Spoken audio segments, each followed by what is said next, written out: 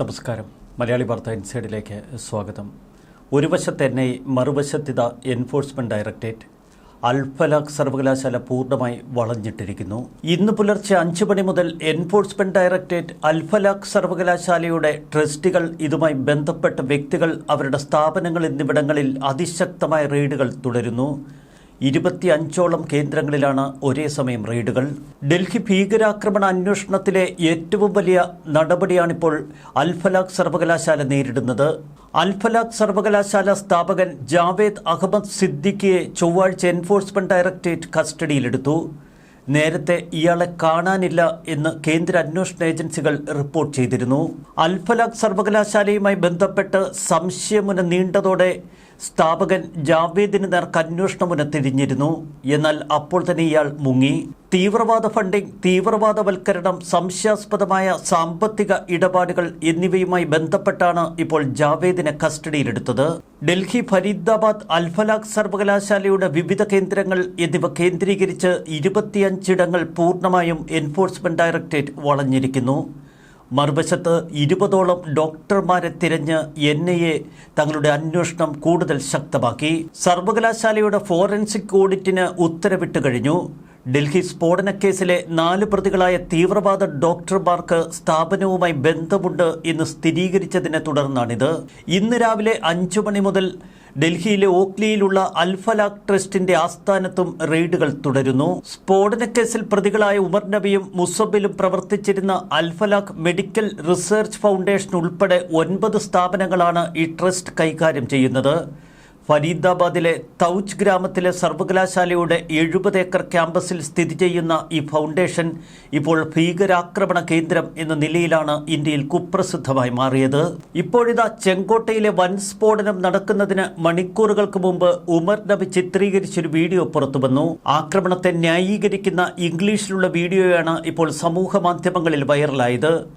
ഏതാനും ദിവസങ്ങൾക്ക് മുൻപ് റെക്കോർഡ് ചെയ്യപ്പെട്ടതാണ് ഈ വീഡിയോ എന്നാണ് പുറത്തുവരുന്ന വിവരം.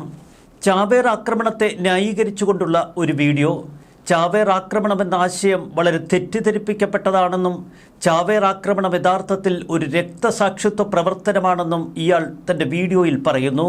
ചാവേർ ആക്രമണം സംബന്ധിച്ച് നിരവധി വാദങ്ങളും വൈരുദ്ധ്യങ്ങളും ഉയർന്നു വന്നിട്ടുണ്ട്. ഒരു വ്യക്തി പ്രത്യേക സ്ഥലത്ത് ഒരു പ്രത്യേക സമയത്ത് മരിക്കുമെന്ന് അനുമാനിക്കുന്നതിനെയാണ് രക്തസാക്ഷിത്വം എന്ന് വിശേഷിപ്പിക്കുന്നത്. ഉമർ ഒരു ഷൂ ബോംബർ ആയിരിക്കാം എന്നാണ് NIAയുടെ ഇപ്പോഴത്തെ നിഗമനം. ഇയാളുടെ ഷൂ സ്ഫോടനം നടന്ന കാറിൽ നിന്ന് ലഭിച്ചു. ഇതിൽ മെറ്റൽ അടക്കമുള്ള സാധനങ്ങൾ കണ്ടെത്തിയതിനെ തുടർന്ന് ഷൂ ഉപയോഗിച്ചാവാം സ്ഫോടനം നടത്തിയതെന്ന അനുമാനത്തിലാണ് NIA.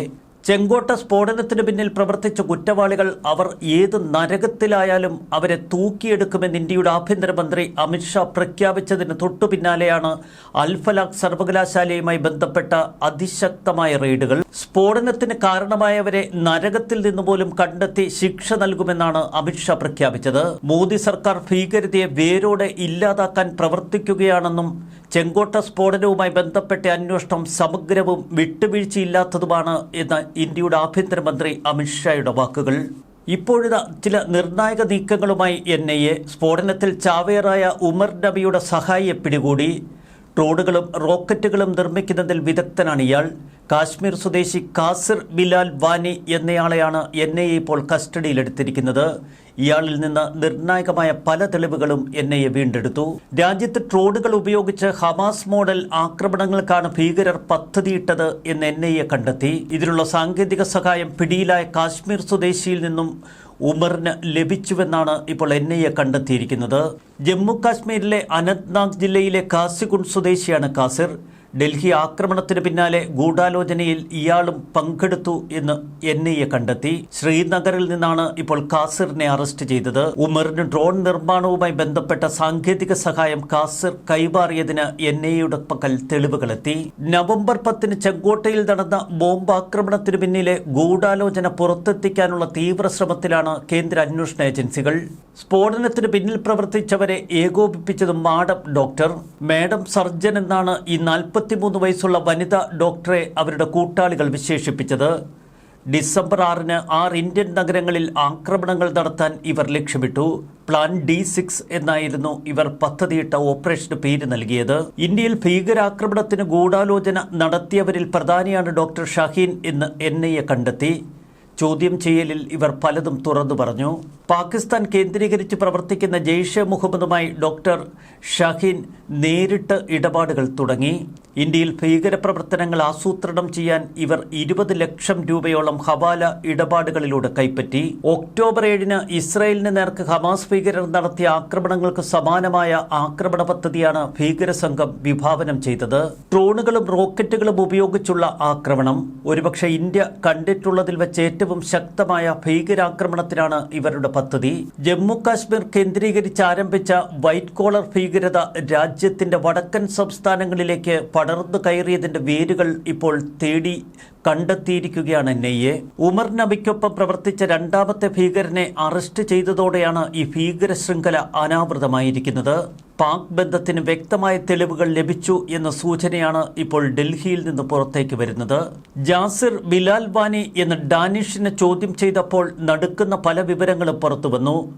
ആയുധങ്ങളും ബോംബുകളും വഹിക്കാൻ ശേഷിയുള്ള തരത്തിലേക്ക് ഭീകരർക്ക് വേണ്ടി ഡ്രോണുകൾ പരിഷ്കരിക്കാൻ ശ്രമിച്ചിരുന്നു താൻ എന്നിയാൾ NIAക്ക് മൊഴി നൽകി. റോക്കറ്റുകൾ നിർമ്മിക്കാൻ ശ്രമിച്ചതിനും NIA തെളിവുകൾ കണ്ടെത്തിയിട്ടുണ്ട്. ശ്രീനഗറിൽ വെച്ച് അറസ്റ്റ് ചെയ്ത ഡാനിഷിന് വ്യത്യസ്തമായ പേരുകൾ പല ഇടങ്ങളിലായി അയാൾ ഉപയോഗിക്കുന്നു. അമീർ റാഷിദ് അലി എന്ന പേരിൽ ഇയാൾ ജമ്മു കാശ്മീരിൽ അറിയപ്പെടുന്നു. എന്നാൽ മറ്റിടങ്ങളിൽ ഇയാൾ അറിയപ്പെടുന്നത് ജാസിർ ബിലാൽ വാനി. സുഹൃത്തുക്കൾക്കിടയിൽ ഇയാൾ അറിയപ്പെടുന്നത് ഡാനിഷ്. വൈറ്റ് കോളർ ബോഡികളും അതിന്റെ ചാവേർ ബോംബറുമായ ഉമർ നബി നടത്തിയ ആക്രമണത്തിനു പിന്നിൽ അനന്ത്നാഗ് ജില്ലയിൽ നിന്നുള്ള തീവ്രവാദി എന്ന് സംശയിക്കുന്നയാൾ സജീവമായി ഗൂഢാലോചന നടത്തിയിരുന്നു എന്നും NIA കണ്ടെത്തി. തിരക്കേറിയ സ്ഥലങ്ങളിലേക്ക് ആയുധധാരികളായ ട്രോളുകൾ അയച്ച് വലിയ സ്ഫോടനങ്ങൾ നടത്താനും നാശനഷ്ടങ്ങൾ വരുത്താനുമാണ് ഭീകര സംഘടന പദ്ധതിയിട്ടത്. ഹമാസ് പോലുള്ള ചെറിയ ഗ്രൂപ്പുകളും യുദ്ധക്കെടുതി നേരിടുന്ന സിറിയയിലെ നിരവധി ഗ്രൂപ്പുകളും ഇത്തരം തന്ത്രങ്ങൾ ആവിഷ്കരിച്ചിരുന്നു. ഭീകരർ സാങ്കേതികവിദ്യ കൂടുതൽ കരുത്തുറ്റതാക്കാൻ ശ്രമിക്കുന്ന കാലഘട്ടത്തിലൂടെയാണ് ലോകം കടന്നുപോകുന്നത്. അതുകൊണ്ട് തന്നെ ഇന്ത്യയിൽ വൈറ്റ് കോളർ ഭീകരത എന്ന പുതിയ എക്കോസിസ്റ്റം വളർത്തി ഇന്ത്യക്ക് നേരെ പ്രത്യേകിച്ച് ഡൽഹി കേന്ദ്രീകരിച്ച് കനത്ത ഡ്രോൺ ആക്രമണങ്ങൾക്ക് ഇവർ പദ്ധതിയിട്ടു. ഡൽഹിയിൽ ചെങ്കോട്ടയിൽ അടുത്തിടെയുണ്ടായ ചാവേർ ബോംബാക്രമണത്തെ ജെയ്ഷെ മുഹമ്മദിന്റെ പുനരുജ്ജീവനവുമായി ബന്ധപ്പെടുത്തി പാകിസ്ഥാൻ ആസ്ഥാനമായുള്ള ഭീകര സംഘടനകളുടെ വർദ്ധിച്ചു വരുന്ന ഭീഷണിയെക്കുറിച്ച് ഇറ്റാലിയൻ അന്വേഷണാത്മക പത്രപ്രവർത്തക ഫ്രാൻസിസ്ക മരീനോ ഇപ്പോൾ കടുത്ത മുന്നറിയിപ്പ് നൽകുന്നു. From Pulwama to pay back എന്നതാണ് അവരുടെ അജണ്ട. ദേശീയ തലസ്ഥാനത്ത് നടന്ന ഈ ചാവേർ ആക്രമണം ഒറ്റപ്പെട്ട സംഭവമല്ല, മറിച്ച് വർഷങ്ങളായി അവർ നിർമ്മിച്ചുകൊണ്ടിരിക്കുന്ന ഭീകരാക്രമണത്തിന്റെ ഒരു ഭാഗം മാത്രമാണ്. ഇന്ത്യ കൂടുതൽ ജാഗ്രത പാലിക്കണമെന്നും അവർ ആവശ്യപ്പെട്ടു. നവംബർ 10-ന് നടന്ന സ്ഫോടനത്തിൽ ഭീകരർ ഉപയോഗിച്ചത് സാത്താന്റെ മാതാവ് എന്നറിയപ്പെടുന്ന TATP എന്ന അതിമാരകമായ സ്ഫോടക വസ്തു. ഇത് യൂറോപ്പിലുടനീളം ഭീകരാക്രമണങ്ങൾ നടത്താൻ നേരത്തെ ഭീകര സംഘങ്ങൾ വിന്യസിച്ചിരുന്ന സ്ഫോടക വസ്തു തന്നെയാണ്. പ്രതികാരത്തിന്റെയും വികാസത്തിന്റെയും ദീർഘകാല സിദ്ധാന്തവുമായി ഈ ആക്രമണം ബന്ധപ്പെട്ടിരിക്കുന്നുവെന്നാണ് അവർ പറയുന്നത്. അഭിമുഖത്തിൽ ഉദ്ധരിച്ച ഇന്റലിജൻസ് വിവരങ്ങൾ അനുസരിച്ച് ബാബറി മസ്ജിദ് തകർക്കൽ വാർഷിക ദിനമായ ഡിസംബർ 6-ന് ഭീകര സംഘടന ആക്രമണം നടത്താൻ ആദ്യം പദ്ധതി വിഭാവനം ചെയ്തിരുന്നു. ഒരു ഹിന്ദു മതകേന്ദ്രത്തിൽ ആക്രമണം നടത്താനും അവർ പദ്ധതിയിട്ടു. ഇന്ത്യ ലക്ഷ്യം വയ്ക്കാൻ മാത്രമാണ് ജെയ്ഷെ മുഹമ്മദ് ഇപ്പോൾ പ്രവർത്തിക്കുന്നത്.